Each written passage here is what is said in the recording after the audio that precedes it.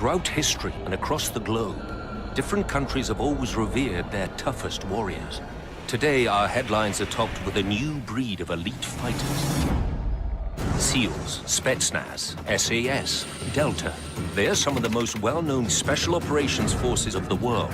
The best of the best. They've proven their effectiveness time and time again. But with current world events, the necessity for other countries to have their own specialized elite units is greater than ever. Today, special operations forces exist in militaries all over the globe. Forces like the Norwegian FSK, rugged Arctic warriors tasked with protecting oil rigs from terrorist attacks. The famed British SAS, whom almost all other forces are modeled after. The Republic of Korea's UDT, trained by US Navy SEALs to protect their waters from the danger in the north. The well-respected Polish GRU, who've never lost one man in battle over hundreds of missions. US Delta Force and Navy SEALs, making history with recent wars in the Middle East. Russian Spetsnaz, masters of deception and bizarre training techniques. And the mysterious American OGA, providing crucial intel to operators in the field. Listen to the stories, see the high-tech weaponry, and witness the grueling training through the eyes of the actual international operators themselves. This is Global Warfighters. High-level targets, hostage rescue, counter-terrorism. There are certain types of operations that often fall outside the scope of conventional military forces. A Tier 1 operator is someone who is talented, who's focused, who is operationally mature, who's tactically patient. And when you put that person in a group of like-minded operators, they become a very effective fighting force and one hell of a deterrent for the bad guys of the world. Special forces play very, very important role in a whole political process in a world now. We need special forces operations today because they're cost effective. If you can use small numbers of men effectively to strategically affect the operations of a foreign power or a terrorist organization, then it's a very good way of a country using its limited resources. You truly have the best of the best. And what that allows a country to do is to have a so-called scalpel. You know, where your conventional forces serve more as a sledgehammer, you can go in and probe and basically set the stage for a conventional force to come in and change a war. In the wake of major terrorist attacks and wars supported by the international community, the need for countries to develop their own special operations forces has grown. But before global terrorism originally became a major issue in the 1970s, very few had ever heard of special operations forces. It wasn't until 1980, when hostages were taken at the Iranian embassy in London, that an unknown Tier 1 unit took the world stage. A group of Arabistani terrorists took over the Iranian embassy in London. They took 24 hostages.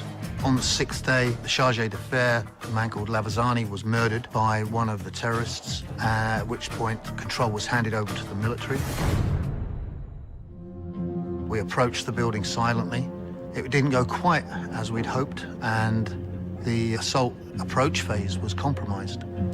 We were given a go, go, go early, and we attacked from 6 separate entry points. Me and my partner went in through the back door. There was gas, there was explosions, there was gunfire coming from upstairs, and hostages were coming down the stairs. Somebody shouted, "He's a terrorist," and looked up to see one of the terrorists coming down the stairs. None of us could open fire because there was a danger of shooting a hostage or one of our own people. As he came clear at the bottom of the stairs, it was clear that he had a hand grenade in his hand. 3 of us shot him at the same time, and he collapsed in a ball. The building caught fire. There was smoke, there was noise, there was a lot of action, and when all the hostages were out, the troops came out, and finally, I was one of the last few individuals out of the building. During that 7 minutes, we killed 5 terrorists and captured 1, and we rescued 22 hostages. And in that day, I live in Great Britain, I switch on Russian radio, and I try to hear, you see, so how they describe it. Among that special forces, Great Britain, there is no wounded, there is no dead. Everybody okay. It was a top, most beautiful operation in the history of special forces of the world. The mission was played live on international television. It brought the Special Air Service into the public domain dramatically, and things were never going to be the same again after that. It kind of set the stage for other Spec Ops forces. It showed the world what they were capable of, and it set the standard. What the world had never known was that the Special Air Service, also known as the SAS, had already been around since World War II. British Special Air Service was formed in the early 1940s in North Africa, essentially by David Sterling. He said, look, I can take a small number of men, I can raid, I can attack, I can parachute in. He was supported by Jock Lewis, who was the man who actually made things happen. They were looking for adventurers, for men that didn't quite fit the picture, who didn't fit well into the normal disciplined military arrangement. Sterling, in short order in 1942, attacked 3 separate enemy airfields, destroyed over 60 aircraft with no losses to his raiding force. By the end of the Second World War, there were several thousand Special Air Service soldiers operating right across Europe and carrying out raids behind enemy lines. The SAS are made up of 4 Sabre squadrons: air, mountain, sea, and mobility. The squadrons are made up of patrols of 4 men, each specializing in either signals, demolition, medicine, or linguistics. After the Iranian embassy siege, the whole world went out and paid the British government to have the Special Air Service train their people to carry out the roles that they now perceived as being absolutely needed and essential.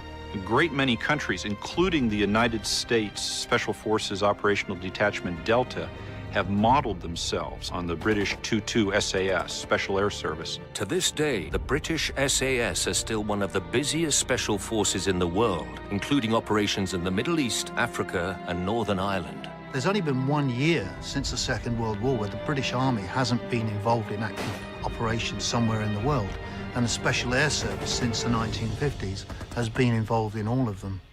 Today, Special Operations Forces continue to help shape history around the world. As the British SAS made headlines before, the US Navy SEALs are currently the most talked about team around. SEALs can be deployed anywhere, but like their name implies, they specialize in operating around water. SEAL Team 6 made world headlines when they took out the most wanted man in the Western world, Osama bin Laden. But just like the SAS, the SEALs have been around for quite a while. The Navy SEALs were born out of a speech JFK made in 1961. President Kennedy felt the need for a unit that could conduct unconventional warfare in a maritime environment. I am directing the Secretary of Defense to expand rapidly and substantially, in cooperation with our allies, the orientation of existing forces for the conduct of non-nuclear war, paramilitary operations, and sublimited or unconventional wars. The U.S. Navy SEALs' first success was in the Vietnam War as an unconventional warfare unit that wreaked havoc on the Viet Cong. They were known as the men with green faces because of the camouflage paint they used. What makes the United States Navy SEALs unique is how cold, dark, deep, salt water sorts men out. And this is what makes their selection process so rigorous, so demanding, and produces so few graduates. Not only do SEALs participate in standard special operations training, but they also have to learn to do it in, around, and over water. It's amazing just how comfortable these men can be in water, even in the most extreme situations. Some of the toughest training I've had to go through as a Navy SEAL, of course, is the initial BUDS, Basic Underwater Demolition SEAL training. That's roughly 6 months long. And probably the most famous week in there is called Hell Week, where we stay up for roughly 5 days straight. The SEALs' affinity to water raised a few eyebrows when they were deployed to a war in the desert. When SEALs first showed up at the beginning of the war in Afghanistan, we brought our high-speed assault craft, these boats. And some of the other forces looked at us like, why do you have boats in Afghanistan? Of course, we did have a reason. You know, we were counting on some follow-on missions maybe in the Horn of Africa. But we were relatively unproven on land, at least on a world stage. And we have certainly changed that over the last 11 or 12 years. It was this proving ground that led to the decision to let the SEALs take on the most high-profile special operation in history, a mission that's now the subject of books and Hollywood movies, which has created some controversy in the SEAL community. In regards to the bin Laden operation, As a community, we've agreed to kind of keep a lid on it out of respect for the operation itself and for future operations. There are crucial missions that these men participate in every day that we'll never know of. But whether they want it or not now, the US Navy SEALs are forever part of world history. It gave the USA a chance to hold its head high and say, we were going to do this. And wherever you go and wherever you hide, eventually we'll find you. And they managed to do that, and they proved it. It was very important for the morale of the Western world. When a Special Forces operator goes into the field, the physical tools he brings can be just as important as the intel he has to work with. The weapons have changed and developed over the years, but one fact remains true. You need the right tool for the right job. A large percentage of what Special Operations Forces do is counter-terrorism. Ideally, that means preventing acts of terrorism, but it also means stopping acts in progress. One of the most difficult missions for a Tier 1 unit to handle is a hostage rescue. When innocent people's lives are at stake, the training needed is ramped exponentially. In 2011, a ship and crew operated by South Korea was hijacked by pirates, and the Koreans showed the world just how hard they had been training.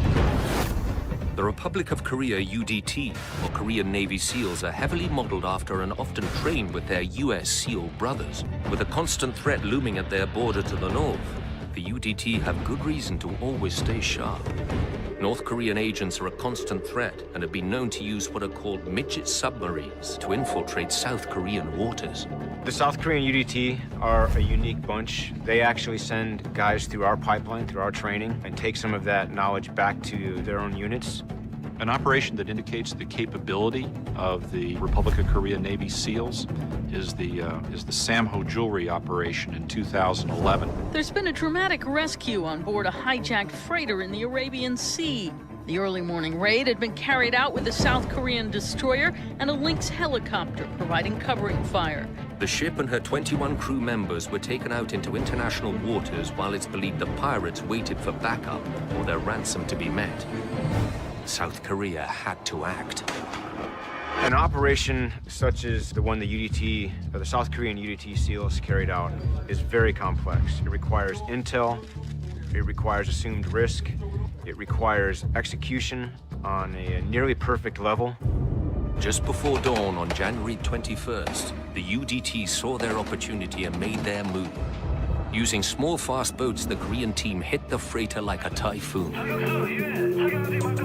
For the ROK Navy SEALs, to fight the pirates and rescue the hostages is like fighting through a 15-story building that's made of steel with steel doors laid on its side.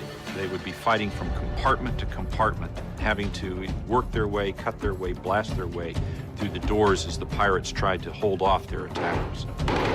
If you can imagine taking down a target in which you've never been before, you don't know where the bad guys are, and you're clearing this systematically, leaning on the training that you've done in the past and relying on your teammates to watch your back, it's a very complex operation, and there's a great deal of risk involved. The 5-hour siege ended with the killing of 8 pirates, capturing of 5 more, and the freeing of all 21 crew members. 3 UDT operators were injured in the op, but in the end, they all survived. The Korean UDT SEALs are a highly seasoned, effective unit. They've proven time and time again to be effective at deterring and handling some of these relatively volatile situations that pop up. Whether it's hostage rescue or taking out a high-priority target, the best way to successfully carry out a mission is by any means necessary.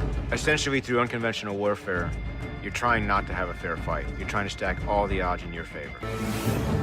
Delta Force is also a component of JSOC, the Joint Special Operations Command. Where the US SEALs represent the Navy, Delta's primary function is counter-terrorism and direct action missions such as hostage rescues. A typical hostage rescue operation that Delta participated in during the Iraq War occurred in 2004 in Ramadi. 5 contractors, foreigners, had been captured by the insurgent forces, who executed one of them. But exactly where they were kept and who was keeping them and how many people were guarding them was initially unknown. Most Tier 1 groups are heavily trained for hostage rescue. It's all about knowing your specific job, trusting your team, and practice. Lots and lots of practice. With excellent intel provided by Polish forces, the hostages' location was pinpointed to a remote house, and Delta sent out on their daring mission. Once the hostages' location was fixed, Delta, with support of its organic aviation unit, the 160th Special Operations Aviation Regiment, would have conducted a templated hostage rescue operation. Delta came in by Black Hawk, fast and furious. By flying low to the ground, the thundering blades of the copters wouldn't be heard until they were right on top of their target. With seconds to prevent the loss of lives, Delta stormed the house from all directions. If you had been on the raid, you would have fought your way into the building, clearing each room, employing all your training and target discrimination to ensure that you kill the insurgents, but you don't kill the hostages, but making sure that you treated them as if they might still be a threat in case any of the insurgents were playing hostage in order to escape the attack. Once on the ground, the entire mission was over in a matter of minutes. The 4 remaining hostages were rescued, and the kidnappers had no idea what hit them. Thanks to specific training that only Tier 1 units experience, Delta was able to do their job with sharp precision. One of the lesser-known special operations forces in the world is the Canadian JTF-2. Canadian Task Force 2 teams are a secretive organisation, particularly counter-terrorist. They're there for the defence of Canadian government, to be used very much as in a counter-terrorist role. The recent rush to valuable natural resources in the north has given Canada a reason to discourage troublemakers from crossing their borders. No one wants a run-in with a highly trained JTF-2 Arctic unit. The JTF-2 was responsible for providing security for the Vancouver Olympics. You know, Olympics are watched around the world. They're a high-stakes event where a country can't afford to have something go wrong. The terrorist activity in the 1972 Munich Games set the stage for Tier 1 Spec Ops forces to be a part of future Olympic events. Canada has gone to great lengths to keep the JTF-2 out of the public eye. Secrecy is extremely important to all special operations forces, and a reason for some operators to remain anonymous. When it comes to modern weapons, perhaps no gun has changed the way wars are fought on the ground than the sniper rifle. Just the fact that the enemy know we have snipers out there is a deterrent, will oftentimes make them take different routes or not conduct an operation altogether. The basic element that separates a special operator from a conventional soldier is the type of training. Special operations forces training is often long and brutal. Every country's training and selection process is different, but the one quality all operators seem to share is the innate will to handle severely extreme scenarios. When I got to SEAL training, I was a deer in the headlights, and I vividly remember the first day thinking to myself at the end of it, like, what the hell did I just get myself into? But you know, you adapt. If you want it enough, you can kind of overcome obstacles like that. Pass rates for Special Air Service selection are close to 10%. SAS training is very, very hard. The selection phase takes 6 months. They're looking for the hardest guys they can find, the guys that won't quit. Surprisingly, though, the physicality isn't always what kills guys. It's the mental aspect of it. And I think most guys would agree that the mental side of the selection course is what determines if you're going to make it or not. There is one particular form of merciless training that all operatives dread. It has many names. Some call it resistance to interrogation, or RTI. Every Spec Ops soldier has training for if they're captured. They need some type of basic defense to not let too much of the pertinent information get into the wrong hands. Trainees are often deprived of sleep for several days and put through a series of intense interrogations. These exercises are not about enduring forms of torture. It's more of a psychological game where you learn what not to say. Ask any operator from around the world, and they may tell you that their training is the toughest. But there is one country's force that has a legendary reputation. Russia's special purpose forces known as Spetsnaz. Historically, the Spetsnaz fell under Russian military intelligence.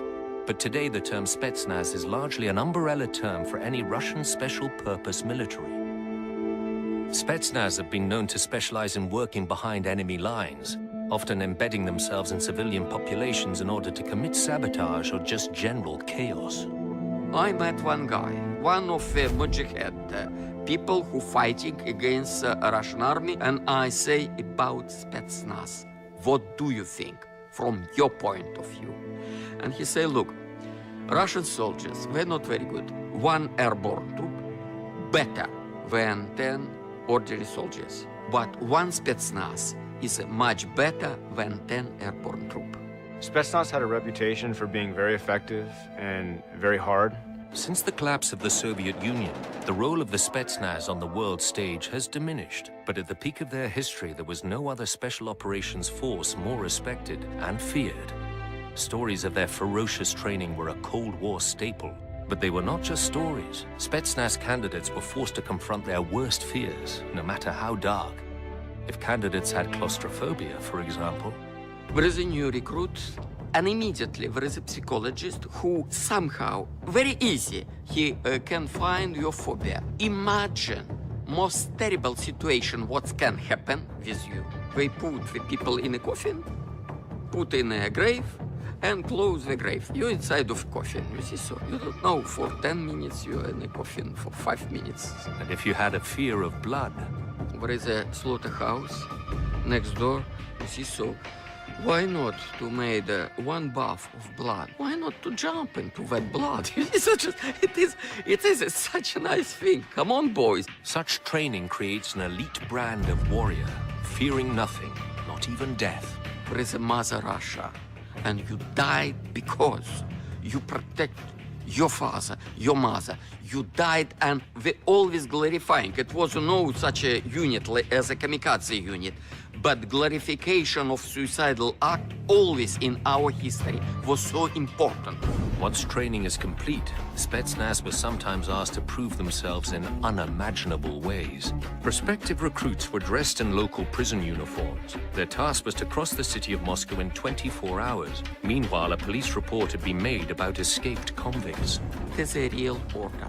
And we don't know what can happen, because policemen can shoot you. So 24 hours to cross Moscow from A to B, it is quite tough. They put a lot of emphasis on exotic training, their own form of martial arts, the use of small shovels to be able to throw them like a hatchet and kill a man. Spetsnaz love it because it's such a universal thing, you see, so you can dig it, you can use, you see, so when you're in the water, and as a weapon, you see, so just like that. There's a wonderful sound when spade is, you see, so shook. I love it. They build a huge mythology around their training. It looks good. The people who are Spetsnaz soldiers are very, very tough soldiers. But a lot of this has to do with the image that they want to present to the larger world. It is important for reputation of Spetsnaz. People know, you see, so that guy, he will fight up to end. He will never surrender, and for him it's much better to blow up himself and everybody around him. So people, because they know that, they try to avoid contact with such guys. Just to the west of Russia, the country of Norway has recently experienced tragic events, proving that even the most peaceful of countries can benefit from special operations forces. The Norwegian Warfighters Spesialkommando is unique because it draws on both the American Navy SEALs traditions and the British Special Boat Service and Special Air Service. The FSK have been involved in the conflicts in Kosovo and more recently in Afghanistan. But it's really the Norwegian environment that makes them unique. Because of the high Norwegian Delta and their training areas in the Arctic, they are among the world's best Arctic troops, without a doubt. Other than Arctic combat, the FSK are trained for a very specific purpose. A primary mission of the Norwegians is to protect the oil rigs, and they're of strategic importance. If you take away oil, you're essentially taking away gasoline. The oil platforms can be very vulnerable to terrorist attack. The training that the Norwegian Naval and Coastal Ranger Special Forces go through is an environment in the North Sea and the Arctic Sea, where if a man goes into the water unprotected, he will die in less than 3 minutes from hypothermia. But this is their normal operating environment. The Australian Special Air Service Regiment, or SASR, is another special operations force whose abilities are shaped by their terrain. They have a very hard training system, a very hard selection system. They were involved in Afghanistan to a limited degree in association with other special forces and in Iraq. Reconnaissance was their main role, going in, finding camps and bringing in the main infantry to actually attack the targets that they discovered and found. Their training in the harsh desert and gathering intel made them very popular with other countries fighting in the Middle East. As you will see, working with other nations is a large part of being a special operations force. While wars and terrorist attacks may single out certain countries, their effects go beyond borders, threatening entire cultures and economies.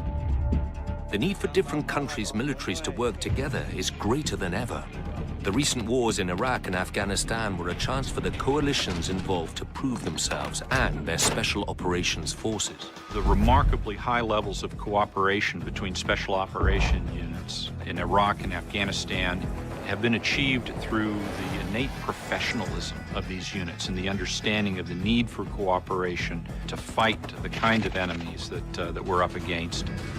Dealing with so many cultures and languages, especially in a hostile environment, can be frustrating, but sometimes there are those who transcend those barriers.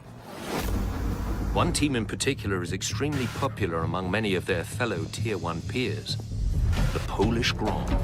The GROM are extremely active on the world stage. They never back down from a challenge and are famous for their determined spirit. For me, war and terrorism is like a disease, like a plague, and the GROM is a medicine curing them. The Tier 1 Polish counter-terrorist unit, GROM, comes from a Polish word, GROM meaning thunderbolt, but the acronym is Operational Mobile Reaction Group. The GROM was created in 1990, and since then, I think it has become an honorable force in the Polish military system. Polish GROM has a very wide range of experience now. They have participated in operations in support of United Nations requirements, such as Haiti.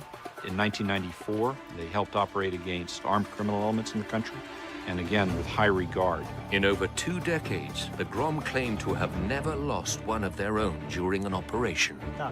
Yes, this is true. The GROM have never lost any of the soldiers during the war. Unfortunately, I have lost friends during a training accident back in Poland, but never during an operation. Not only are the GROM efficient, but they're also an inspiration to many others. Many people in the world think the real achievement is to kill someone. We think that a bigger achievement is to give somebody a life. I have taken part in the operation of recapturing hostages a couple of times, and there is nothing more moving than seeing tears in the eyes of an adult man who was released by us 5 minutes before he was to be executed.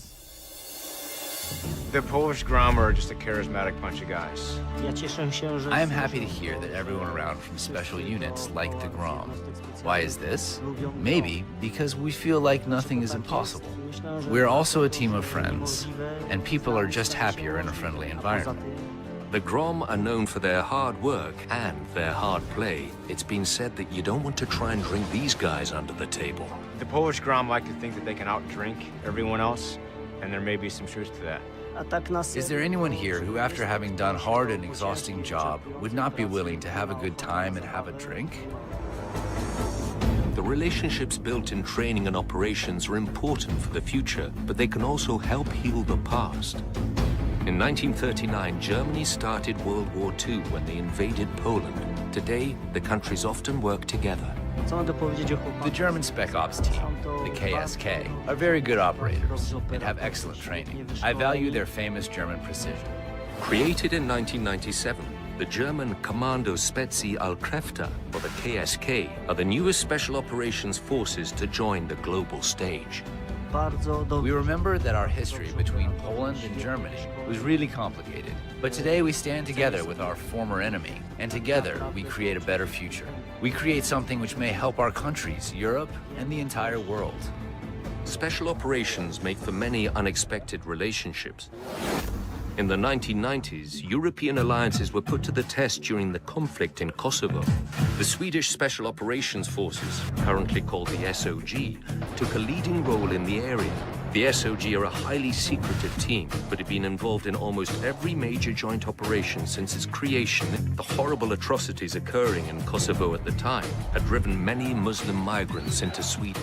The situation in Kosovo, in Bosnia, Serbia in the mid to late 90s was pretty grim. I mean, we had ethnic cleansing in what was otherwise a Western nation, and Spec Ops forces, specifically Tier 1 forces, were tasked with hunting down these war criminals. The SOGs played a big part in stabilizing the region, and the two countries share a close relationship to this day. There is no relationship more mysterious than those involved in the United States force known as the OGA.